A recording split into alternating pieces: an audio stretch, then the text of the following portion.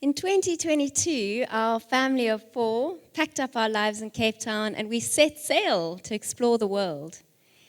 We wanted to show our children what was possible, the wonders of our ocean and what it means to live completely off the grid. We had spent over 10 years of dreaming about the sailing trip. We had saved, we'd planned, we joined every online boating community. We had done our skipper's licenses, and finally we found our perfect family boat in Europe, sailing vessel Ella. Now, moving from land life to life at sea was a massive change. The romantic dream of sailing the world and the reality of living in a small space that constantly moves with 2 busy boys are quite different. Suddenly, we had to learn everything about sailing a 44-foot catamaran, and it was not plain sailing.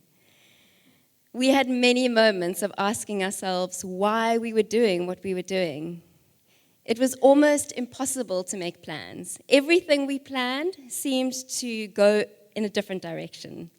We had planned a sailing season in the Mediterranean, and 1 month in, we had massive engine failure, which ended up, we spent the rest of the sailing season in hot, stinky marinas trying to rebuild an engine, and it nearly broke us. Our dream was more like a nightmare. On a boat, everything seems to break all the time. It just didn't stop. It was so overwhelming. We had to learn about systems, about weather, about homeschooling 2 children on a boat. We kept thinking it must get better, and it just kept getting harder. Now, our engine rebuild was not successful, and the only option we had was to get a new engine in the Caribbean. And that meant crossing the Atlantic Ocean with no engine. But we were a sailing boat, right? So we put up our sails, we gritted our teeth, and we went for it. So thank you. This allowed us to sail 20,000 nautical miles, and we explored 29 countries. And I think what we soon realized was that on a sailing trip, although the lows are really low, it also means the highs are amazingly high. We had to learn to work together as a family. Our boys, who are here tonight, really stepped up. They helped with sailing the boat, anchoring the boat. They even took night watches on our long passages. If anyone said, "All hands on deck," this was an instant stop and drop moment. Stop whatever you're doing, including the fight you're in the middle of, and help now. We had to learn to respond quickly and work together as a team. I think the 2 lifelines on our sailing trip was our sailing community, so the strong bonds we formed with other sailing families, always supporting each other in everything, looking at weather, helping with broken parts, helping with homeschooling. We were there together.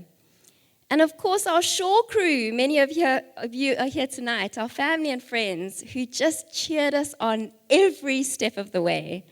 So we learned to go with the flow and follow the winds and the ocean currents, which got us to some of the most magical places, like the pink sand beaches of Barbuda in the Caribbean, to the waterfalls of Dominica.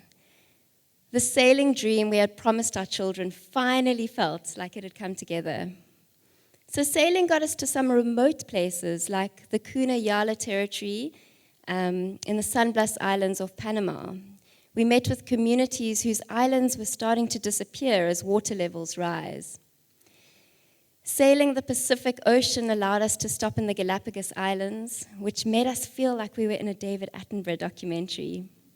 Now imagine 18 days at sea, only 4 hours of sleep at a time, only the big blue ocean around you, constantly looking out for storms and squalls, and then the smell of frangipani and jasmine, and the sight of land ahoy!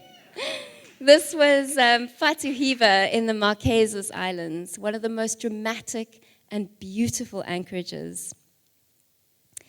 Now, we have learnt about the ocean and all its moods. We've been in crazy, wild, stormy waters, and we've been in gentle, calm ponds.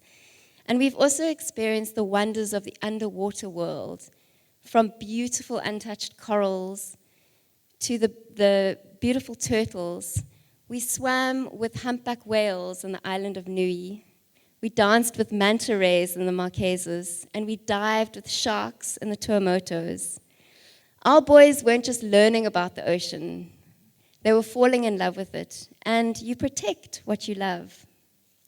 Now, some of the most magical moments for our children was being dropped on a remote atoll to fend for themselves.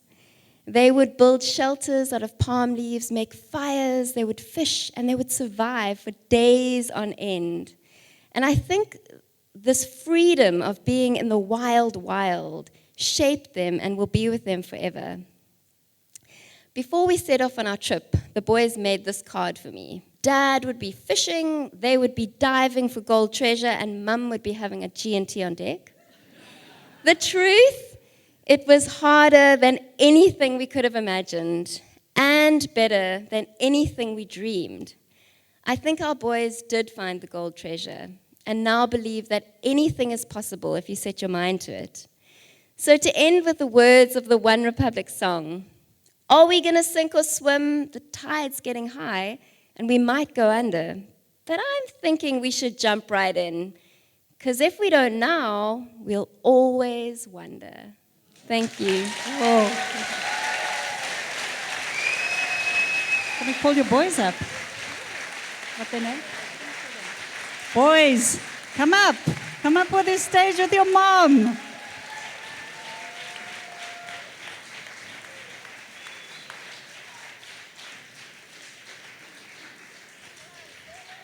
Come on, sailors!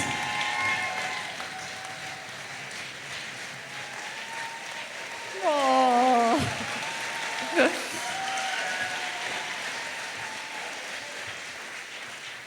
So I want to tell you, this isn't bravery. This is epic parenting. Well done.